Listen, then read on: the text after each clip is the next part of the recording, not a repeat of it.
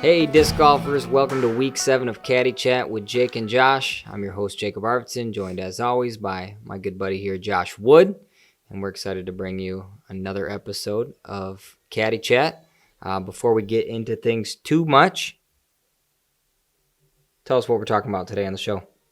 Yeah, we're going to talk about winter golf tips. That's the big topic for today. We got 5 tips for you for successfully playing disc golf in the snow. And then we're going to have some tourney talk. We're going to talk about promotion and rule of the month. What is a legal disc and what's not a legal disc? That should about do it. Yeah, so hopefully a little bit shorter episode this week as we head into Christmas. But I think we promised that before. But yeah, we've done that once, twice maybe, and we have not delivered for you. We'll see. So no promises, but we'd like to keep it maybe 5 minutes shorter. Who knows? All right, so to start things off today, before we get into our winter disc golf topic, we've got 2 giveaways for you.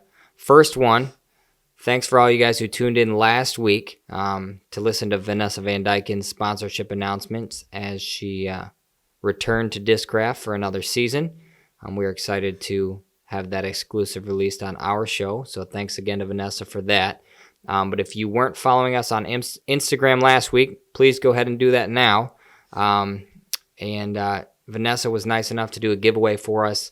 If we reach 250 subscribers here on this YouTube channel by Christmas, she will be giving away 2 sweet Vanessa Van Dyken specific custom discs from her stash. So she will personally ship those out to you, and we appreciate her being very willing to do that for us, and hopefully we can get to 250 subscribers. So we're a chunk of the way there, but we need your guys' help in order to do that. So like the video and subscribe if you haven't done that already, but also share it.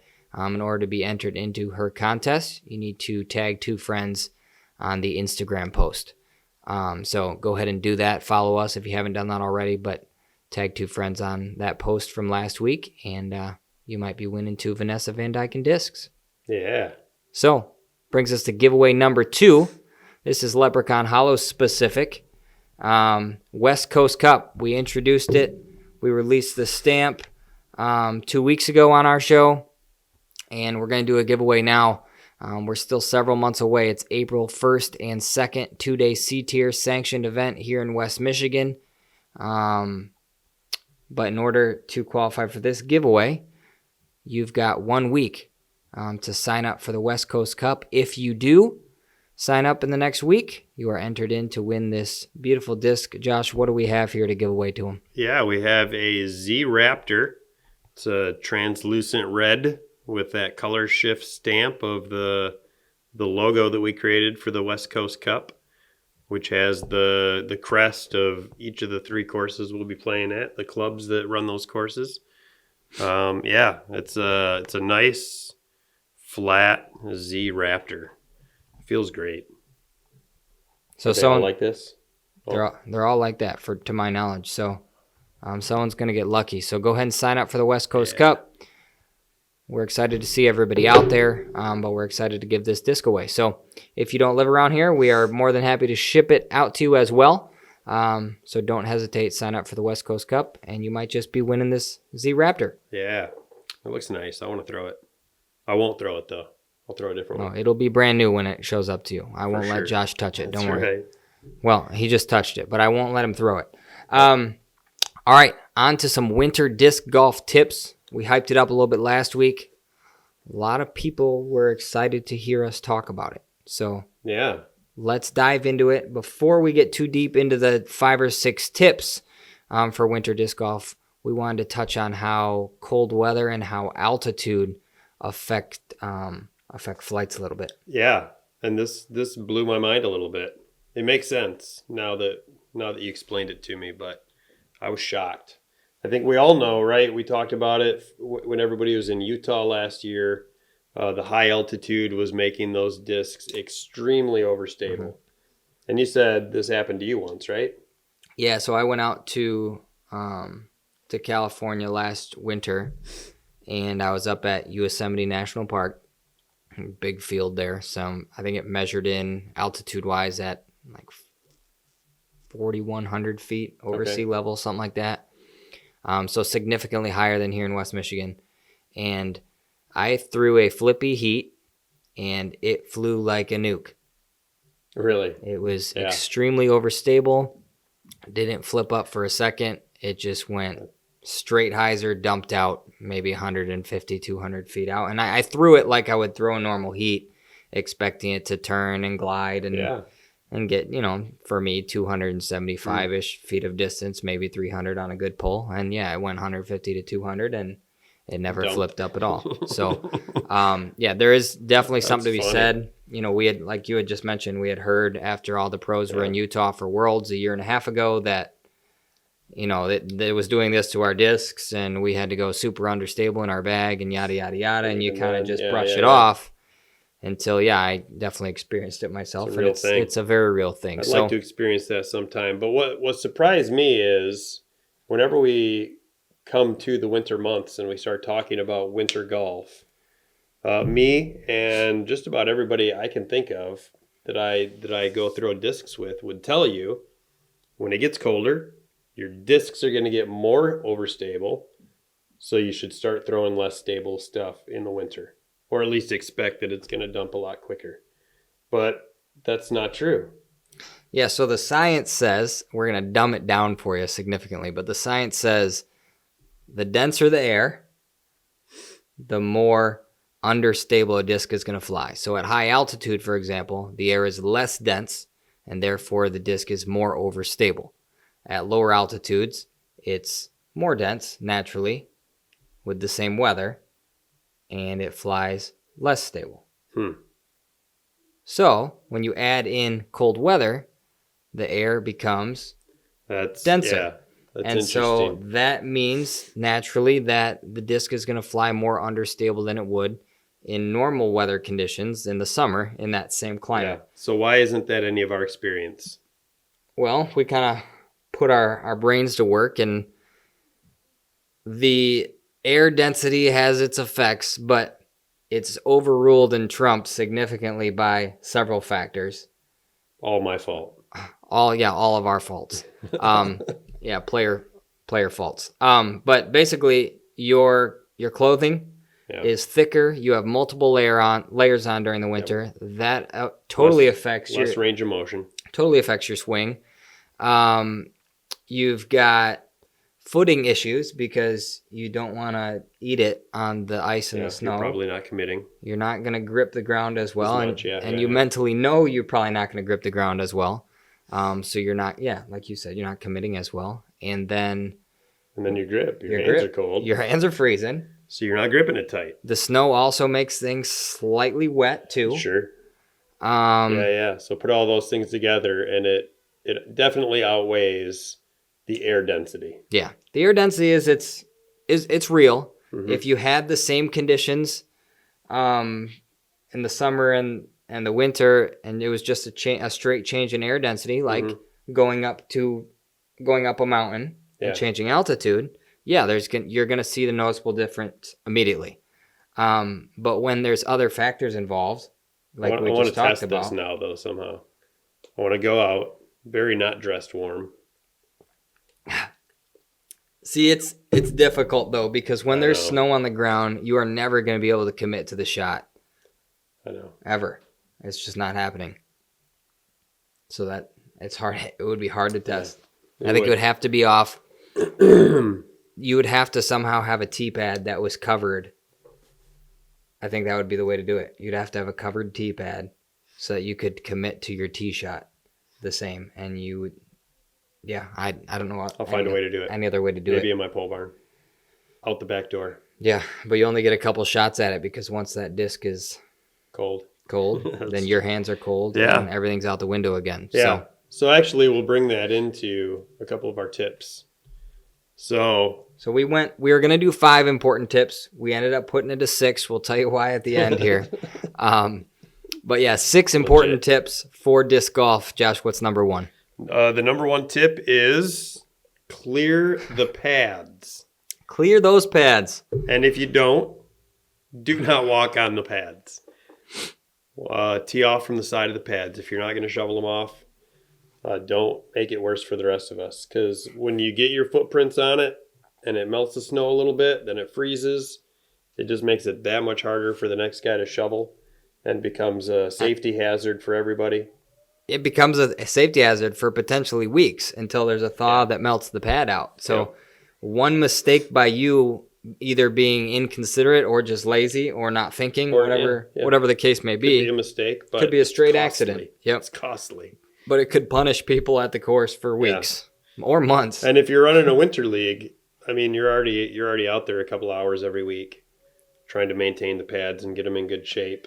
And that's your it's just making more work for us. Yeah. That's your number one task for winter league. Yeah. That's the most important thing for you. The most important thing is spend the most time on that. Pads usable. Yep. So number one tip, pretty short and sweet. Clear the pads. Clear the pads, and if you don't want to, throw from the side. Yep. And just bring a shovel. Just always bring a shovel if you're going to golf in the snow. Number 2 then is your disc choice, which touches back to what we were talking about with cold weather. Yeah, so naturally like we talked about, your hands are cold, the discs are stiffer and cold. Yep. And grip is a real issue. Yep. You have it a little bit during prime disc golf season in the summer with sweat and dust, I guess. But you can overcome that much easier than you can in the winter. You don't have a choice that your disc is stiff in the winter. It's just going to be stiff. So grip is an issue, and the spin that you generate on the disc is not going to be close to what it is in prime disc golf season. So in order to get as close to that as possible, it all comes down to disc selection. So a big thing for me in the few times that I do play in the winter is plastic type. I go I don't go straight baseline, but I go jawbreaker for most of the stuff. Yeah. That's really important for me. Yeah, and I know guys at our league that throw a lot of G-Star in the winter. Yep. They wouldn't throw that in a million years during the summer, but in the winter, go for the G-Star, the Philippi plastic. Yeah. And the other part of disc selection is the stability. Like we were talking, the cold weather might make your disc flippier scientifically, but like we just talked about, all the other factors, they essentially make you throw more overstable shots in the winter. So you have to adjust your bag to be slightly more understable in the winter to adjust for that. Yep. And I would suggest disking down most of the time. Mm-hmm. Disc down and less stable. You'll get a lot more flight out of it in the winter. And then the third part to disc selection is plastic type in regards to protecting your discs. You see these discs get stiffer in the winter and colder because of the temperature, and a lot of straight baseline stuff. If you hit a tree square on, it will crack. And I've seen premium disc. Yeah, I've seen premium disc crack as well, but far less often. Yeah. Last winter at Breakers, I lost a 23-year-old Eagle, DX Eagle. Yep. It was one of my favorite discs. And that's what the winter can do for you. Yeah. The baseline plastic might grip better for you, but that's the trade-off. It can also snap in half when it gets bored stiff and nails the tree head on. Yep. Which is bound to happen because you're playing disc golf. So the other thing too to talk about in regard to disc selection is color. Mm-hmm. You're not going to want to throw your white discs in the winter. Because why? Because the snow is red. They're hard to find. Just kidding. Yeah, because they're hard to find. And you might not want to throw your favorite discs. Also true. Because you have a much higher chance of losing it in some snow powder. Yeah. And then it's a matter of who finds it in the spring. Yeah. And it probably won't be you. Yeah. And if you want to talk about lost discs, go back a couple episodes. Mm-hmm. We talked about it about 3 weeks ago. Which I did at Winter League last year. I lost one of my favorite destroyers and got it back a week later because somebody called the number. That's a beautiful thing. It was beautiful. That's awesome. All right. Tip number 3. Tip number 3, dress warm. It's pretty self-explanatory, but you'd think so. Some people still underdress. I mean, they look at the temperature, but they say, "Hey, I'm doing something active, a little bit athletic. Yeah. I'm gonna And for the same reason we were talking about, your discs fly differently when you don't have the correct range of motion. So people try to wear try as and little sacrifice. as possible. Yep. It's okay. I can take it. It's just a little cold. But then when you're 12 holes in and you're a half mile to a mile from the parking lot and your 20 car, mile-an-hour wind, and 20 degrees. Suddenly the weather changes even colder. Yeah. Well, now you got yourself a problem. Yep. Yeah, and there's a lot of ways these days that you can stay warm without having to sacrifice a lot of bulk, without having to take on a lot of bulk in your clothing. I have a heated vest. That's become big around here. So huge. It's a great invention. But also several layers of thermal clothes underneath my jeans. So. And then there's the simple store-bought solution of just heat packs, hand warmers, foot warmers, that kind of a thing. I have all that, and I still have hand warmers for sure. So that's a start. Keep that throwing hand warm. And then I can grip it good. The other big part about dressing warm, well, kind of just dressing for winter golf in general, is shoes. Yes. You had mentioned shoes. You need to have some good traction on your shoes. Again, slippery tee pads, slick spots on the golf course. Tennis shoes might do it in the summer. Going up and down hills. Not in the winter. Yeah. Make sure you got some good hiking shoes that are waterproof. Or even boots. Yeah. Or even boots. Nothing wrong with some actual winter boots. You'll be warm and sturdy. So I've done that. If it gets more than 2 feet of snow, then I'm wearing my winter boots. Absolutely. All right, tip number 4 was the one we added that became number 6. What is it, Josh? It's bring a sled. Bring a sled. Why should I bring a sled? There's so many good reasons, Jake. So number 1, once the snow gets above, again, like even 6 to 10 inches, it's really hard to drag a cart. It doesn't matter if it's a Zuka or a Rovic. Neither one of them sponsor us. So it doesn't matter. It's hard to pull. It's hard to push. It's hard to pull in the snow. So my question for that is, the couple times that I've tried to push a cart in even an inch of snow, it does the snowman effect on the wheels. That's fun to watch. And yes, but for me, learning the hard way, it was not fun. So I will never ever do that again, and you shouldn't either. Don't even try it. But the solution for me then was not sled. It doesn't even cross my mind. It's I'll just take my backpack and carry that. What's wrong with that? The biggest problem that I have with that, and the reason that I would not just do a bag without a sled in the winter, is because every time you throw that thing over your shoulder, you're gonna get the bottom of your shirt and the top of your pants soaking wet, and it's gonna freeze. You're gonna have not only this huge spot on your backside, but it's also gonna be really cold. So I would avoid that like the plague. I have experienced that as well. So the sled is the way to combat that. The sled's the way to do it. And I mean, the simplest sled is fine. However, if you get one of those deep sleds, they're about 4 to 6 inches deep, then it keeps the snow from getting in the sled and then in your bag. Because those little saucer ones, I'll use those, and that's fun and that works. But a lot of times you're also scooping snow into your bag the whole time you're pulling it. So and your bag's not light either, so it does weigh it down a little bit. Right? I would think. Yeah. So the deep well sled, or whatever it's called. So like an ice fishing type sled. Yeah. Okay. Exactly. Premium plastic That's the sled. way to do it. The champion. I just meant it was a premium tip. The champion plastic or the star plastic of sleds. That was a bonus tip from me to you. And it's a All good right, one. Tip number 5. Stay hydrated. Drink your water. Yeah, and it's easy to forget because you're not sweating. And you're cold. You don't feel warm. You're cold. The water's cold. So you don't think about it as much. But you can get just as dehydrated in the winter.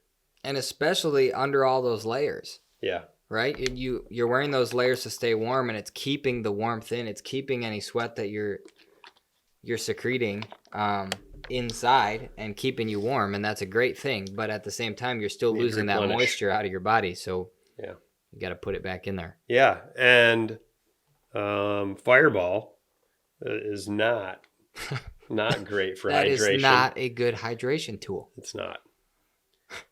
And it makes you think you're warm, but you're not really warmer. That's a fair point. And I think, I'm glad you brought that up because there's a lot of people playing winter golf that are just relying on their little vial. Yeah. Their vial. Their little vial.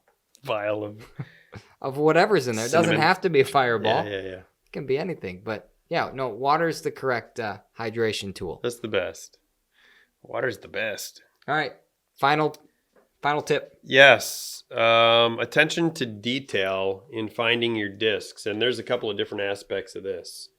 The first thing I would say in that regard is when you are off the fairway looking for a disc, don't just walk around haphazardly. Like you would in the summer. Yeah. Try to stay on previously walked upon areas and look for places where your disc cut into the snow. Look for marks that your disc skipped from here. Because the more footprints you make, the harder it is for people to find discs moving forward. So trying to keep the snow undisturbed as much as possible helps you to see where that disc went in. And the people, like you said, the people playing after you as well. Yep. It helps them out if they throw in a similar-ish area. Yeah. Yeah. So that one's really important. That's number one.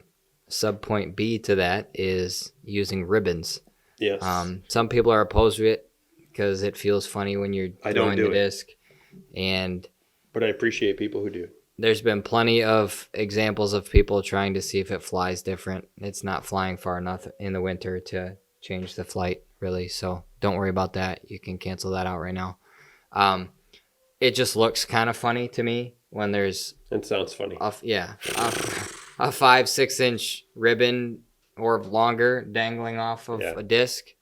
You use tape. You put the thin ribbon on the bottom and it flows out the back. But yeah, it makes a fluttering noise as one of our buddies who does out. that. Yeah, one of our buddies who does that for league has about 2 feet of tape or ribbon on each disc.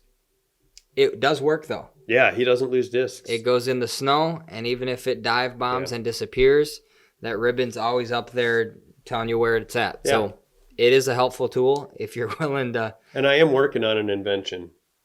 Something to help us find discs. So stay tuned. Yeah. For that one. What else? Attention to detail.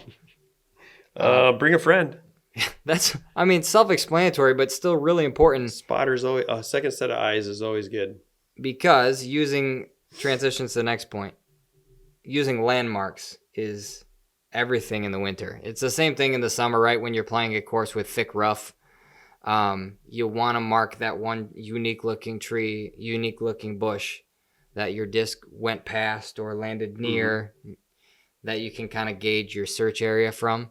It's even more important in the winter because the entire fairway, if you're playing right after a fresh snow, the entire fairway looks the exact same as the rough. So trees are your only friend. Depth perception can be very difficult.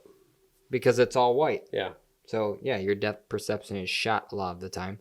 So you've got trees and thick bushes, and that's about all you got going for you as far as gauging where your disc went. So paying extra attention to those, whether you threw a good shot or not, right? You could throw a perfect shot, and it could land 15 feet from the basket, but if you weren't paying attention because you thought, oh, it was a good shot, I don't need to look at it, I know it's near the basket, well, you could be in trouble. Yeah.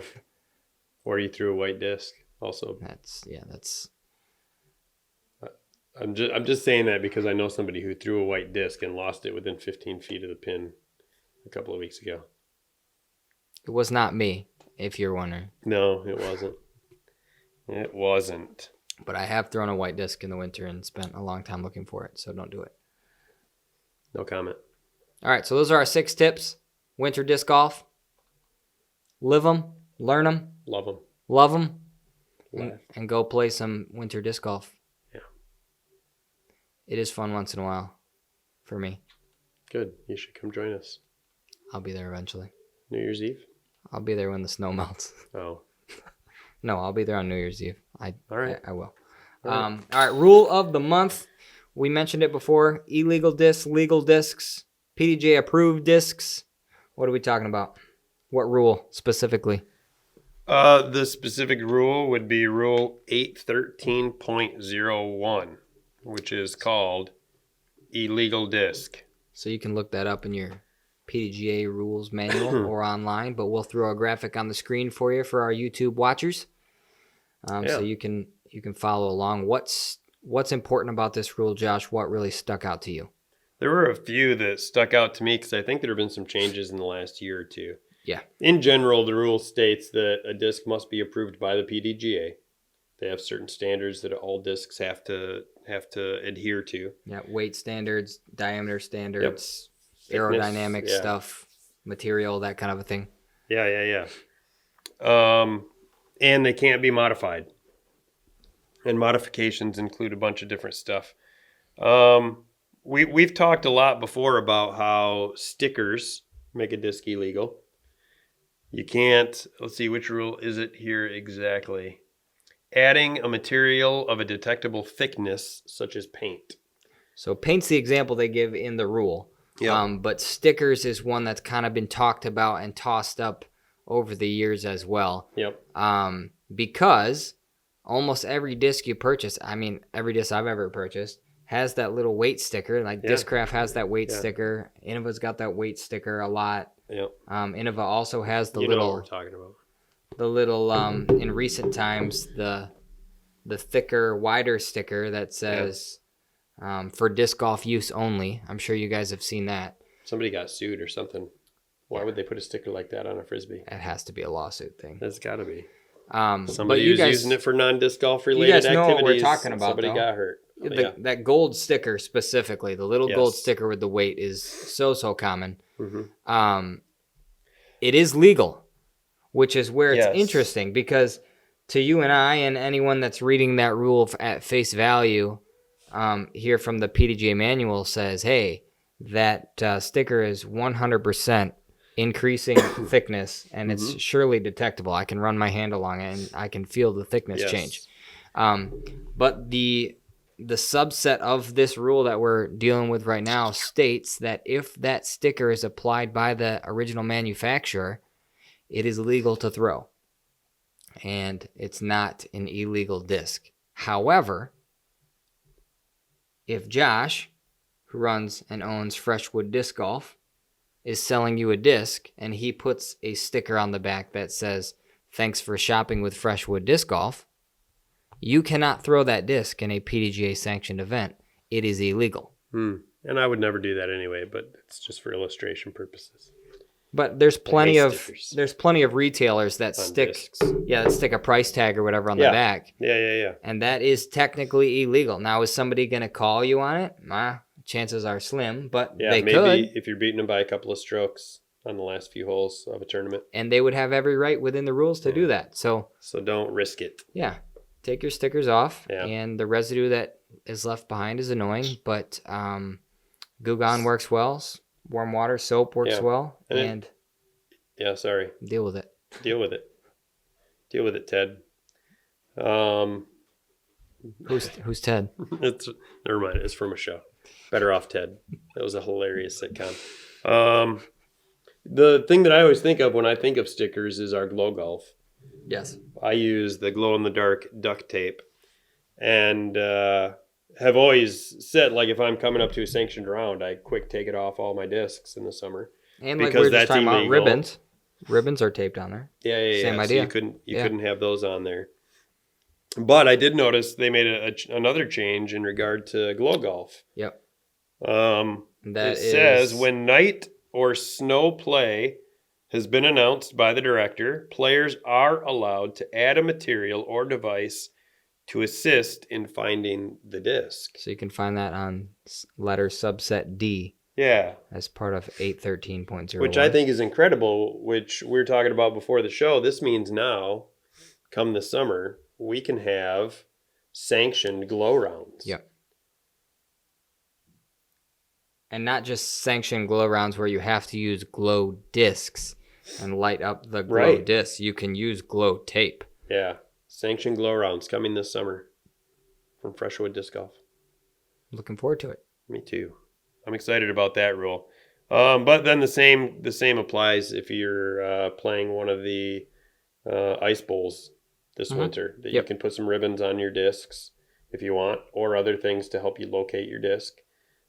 And it is perfectly legal. As it should be. As it should be. Because if you're running an event in adverse conditions that are not very pleasant and the snow is deep, you should not be expecting people to be throwing regular shots with regular discs and not be worried about losing their disc. Yeah, when you only got 2 minutes to find it. Because I would straight up not play that event. Yeah, for sure. If I'm trying to win and I'm needing to throw my favorite discs, Mm-hmm. I'm just not going to sign up if I'm going to lose them. So it's nice to know you can at least put a ribbon on it in that situation. Agreed. Were there any other rules before I start arguing about a rule? Are there any other rules you wanted to highlight? I thought it was interesting that the carving discs, you can't etch or carve or engrave. Yeah. I mean, most of the time when that's going to happen is if like I took a knife and I carved my name into a plastic disc or something like that. It's not going to improve the flight. Or I punctured it and thinking it would do something special, or I made it into a saw blade with, stupid stuff. But I've seen a couple artists, like wood shaping artists, who have made very, very attractive and real looking wood discs. So the flight plate looks good, the rim looks good, like it looks like a legit disc. It's just made out of wood. It's not like I would think, oh, this is this is a plastic disc. No, you know it's wood, but at the same time, like I would love to try and throw it sometime. Me too. But that is PDGA illegal for several reasons. First, it fits the carving description is why that brought that to mind. But it's over 200 grams. And that's another part of the specifications when they check discs to see if they're legal or not. When they originally approved them, can't be over 200 grams, and that's only in certain classes, like mid-range classes, for example. A lot of drivers, because they're so high speed and moving quickly and become safety issues, they're not even allowed to be over 175, 180 grams most of the time. So I didn't know that. There's that as well. I just thought it was a straight 200 gram rule. Yeah. Fun facts for the day. The other thing, thanks to the PGA for doing this is in the last year and a half, 2 years. But if you go on their website, you can pull up a disc, not a disc, you can pull up the database for every single PDGA approved disc that they've ever approved. So I think it's a little over 1,300. And is it dynamic? Is it continually updating every time they approve a new one? Every time they approve a new one, it gets added on there, and they do a little mini post about it. So, I'm sure there's some more obscure companies that are pumping out discs that we haven't heard of. But, the last one that comes to mind was that I remember, the Athena from Discraft. When that got PDGA approved, it got approved as the Athena. It showed up on the database.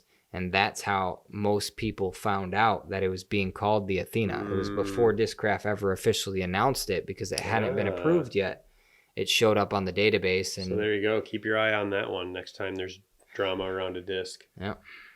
So there you go. You can find it on there. And that's, it's kind of a cool tool that I wish they had several years ago, but now they do have. So we appreciated it being there. So thanks, PDJ, for doing that. Yeah. Anything else?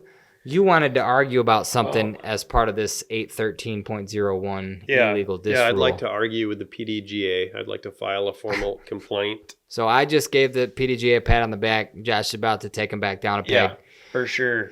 Because little teamwork here. Subpoint F says, a disc that is questioned by another player or an official is illegal unless it is subsequently approved by the director.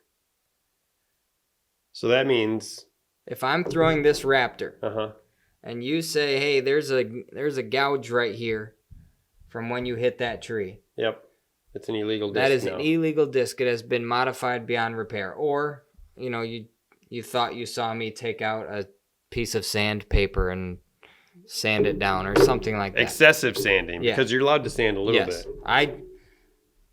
There was a piece hanging off, and I took my knife, you thought, and I shaved that piece off. I completely changed the edge of the disc. Yep. So you think that thing's illegal. I didn't actually use a knife, but you don't know that. Yeah. I'm also beating you by 3 strokes, so You want that disc Ironically. gone because I've aced 4 times with it this round. Yeah. Yeah. Anyway, so Josh calls me out for using this Raptor that he thinks is PDGA illegal because it's been modified. Yep. I now can't throw that until the tournament director Personally. says I can. Yeah. And you have issue with that. I have a huge issue with that. That seems so easily abusable. I mean, one of the problems already with a self-governed sport is the ease at which somebody could abuse the rules. But this one to me seems just flagrant and just ripe for abuse, I guess, is what I think. I think it's crazy. I think you're exactly right. However, I'm going to play devil's advocate here on behalf of the rules. I think it's worded poorly, first and foremost. Okay. I think we can agree on that at a baseline. But if I were to play the other side of this argument, I would say, yeah, you told me this Raptor here is illegal. It's been modified. I can't throw it without being penalized. If I continue to throw it, right, and it has been modified, I know it's been modified, right? Yeah, I know it's illegal. If I don't, then I'm an idiot. See, and now you just admitted to it. Exactly. So you caught me. This Raptor is illegal. We've doctored it several times. It's actually made of metal. No. But anyway, if I know it's been modified and I continue to throw it, I'm cheating the game. I'm cheating the rules the entire time, knowing that I'm doing it. So you then deserve every stroke. After the round, the tournament director is obviously going to deem it illegal as well, and I'm probably going to be disqualified. However, if you deem it illegal halfway through the round because you think something's wrong with it, and I continue throwing with it, the wording subsequent to me, I would argue maybe that if I continue throwing it, knowing that I haven't done anything to this disc and it's perfectly legal, you're just crabbing about it because you're down 3 strokes and you want to gain an advantage. The tournament director then at the end of the round, when I find him or 5 holes later, whatever the case may be, then subsequently approves, hey, yeah, that is an okay disc to use. You're fine throwing that. Now those strokes that I've been throwing with it don't apply because he subsequently approved it. So I'm never going to get penalized. Well, probably. Unless they're working together. Correct. That's a different issue. But that would be my argument to that. But that's also, I mean, why not just do it the other way around then? I agree. And say at the end, if he deems it illegal, then we can go back and add strokes. I agree. But to have to do the strokes every time you throw it for the rest of the round and then go back and undo them seems which is why at superfluous. Baseline, it's worded very poorly. Yeah, I agree. But yeah, at face value, just reading it at face value, it's a bad rule. We're just going to come out and say it. It's a bad rule. Yeah. So why don't you work on that? And it needs to be fixed. Okay. Next topic. What do we got? Tourney Talk? Yeah.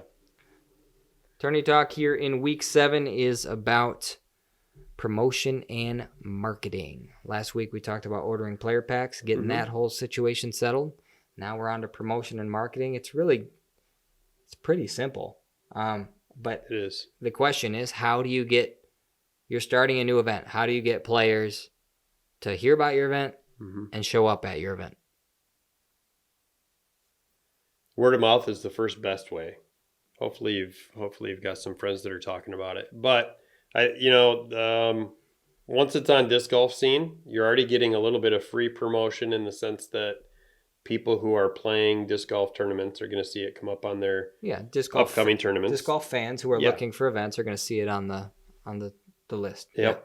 And then I think number 2 is Facebook, posting it on the Facebook page where all the community of disc or all the pages really. There's probably 5 or 6 of them around here that we would post on every time we open a new tournament. Yep. Yeah. Number 3 is right here what we just did early in the show. Yeah. A giveaway. Right. Start a podcast. Yeah, start Give some discs away. And give away and discs. let people know about your upcoming tournament. Yeah, what else would you say to that? How else have you promoted and marketed? Word of mouth is important, and that stretches into you yourself as the tournament director or event organizer showing up at the place where you're going to be running the event. So Mm-hmm. If I'm going to be running the event at the local park, obviously there's a disc golf course already in that local park. So people are already playing it who don't know about my event. So I need to go show up there. I need to post something on, a billboard if they have that available. Good old-fashioned bulletin board. I need to show up to the local league that is there if there is one. Yeah. I need to be talking to people and telling them, hey, we've got this tournament coming up, and just getting it in their heads. Or just playing casual rounds frequently at that course and mentioning to people, hey, there's a tournament coming up. Are you signed up? Yeah. They don't need to know you're the one running it, but just getting it in their heads because you have to, once the ball starts rolling, it's much easier to get people signed up. We've seen it so many times. I've seen it so many times on disc golf scene, right? You post an event and nobody's signing up. Nobody's signing up. You're promoting the heck out of it. And then all of a sudden 15 people decide to show up and not show up, but sign up. And bang, then the people that were watching the tournament and were just not signing up because they didn't think anyone else was going to play. Now they're like, oh, spots are filling up. I need to get my butt signed up. Yep. We've seen that plenty of times. Mm-hmm. So, yeah, just getting the ball rolling, marketing it properly, and getting people committed early is, I think, what I would say. And that starts with everything we've been saying. Giveaways, promoting it, getting people excited. If there's something that you think will draw people in, you need to hang your hat on that. Like if you think your player pack is really cool, hang your hat on the player pack. Yeah. Promote the player pack. Tell people about the player pack. If you're running an event on a course that's going to be redesigned for the event, or like in the Leprechaun Hollows case, a private course, that's something you can promote. Yeah. Right? They don't usually get out to play that course as much. So you can use that in your promotion. Say, hey, here's your chance to play this course that you never get to play. That's highly rated, and here's your chance. Yep. Come play. So, yeah, that's... Get the word out. You got to work for it is basically what it comes down to. If you want to promote and market correctly a new event, you have to put in the work. And if you put in the work to get the word out, the people will come. And then once your event is established, it's how well did you run your event. But we'll get to that in the coming weeks. If you run a crappy event, then you're going to kill your fan base very quickly. Yeah, it's going to take a lot more work next time. But if you run your event correctly, then the second edition of the event, you won't even have to work as hard marketing because they'll just see that event pop up on the list and they'll say, hey, I want to go back. I remember that one. I remember that guy. He ran a great event. That was fun. Exactly. And even for subsequent events that aren't that particular event. Yeah. If you're starting a new event, they'll see your name and see that course and the club and they'll want to be a part of it. So it all kind of snowballs on each other, but you got to put the initial work in. So that's Tourney Talk for today. And that's the show. Yeah, that is the entire show. We'll see how we did time-wise for you guys. We'll see. All right, next week, Tourney Talk continues. We move to the week of the tournament. Yeah. What are you doing as a tournament director and an event staff the week of the tournament? That's when... There's a lot of stuff to do. That's when everything happens, yeah. Organizationally speaking. So we'll talk about that next week. What else do we got coming up? We're going to talk about some rulings, some other PDGA rules that have happened in the last few weeks, specifically the ruling on the FPO division and all of the aftermath and effects of that. And all the There's gender been a lot specifications. More since. Yep. So stuff keeps happening. So next week we'll talk about it. We were actually going to talk about it on today's episode, and then a few more news points came out, and we want to take a step back and make sure we're educated ourselves on what's going on and be able to deliver the whole story. Yeah, deliver the correct tale to you guys with whatever spin we have to put on it. Yeah, I think it's important. I don't know what you're thinking about this, but it seems like a very critical moment in disc golf. Yeah, in the sport for sure, and that's why we definitely want to talk to you guys about it. So stay tuned for next week. That'll be a big one for us. Yeah. And then we've also got the TD of the month. TD of the month.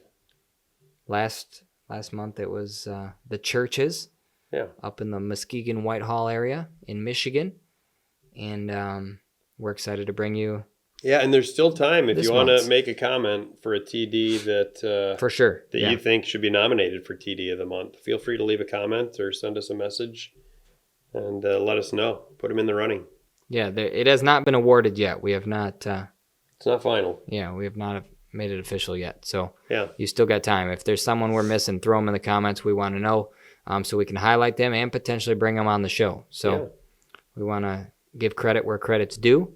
But yeah, that is the week. Enjoy your guys' Christmas. Yeah, Merry Christmas. Merry Christmas. Thanks for spending your Wednesday or Thursday or Friday or whatever day you're watching this with us. We appreciate you guys, and we'll see you 3 days after Christmas next week. Yeah.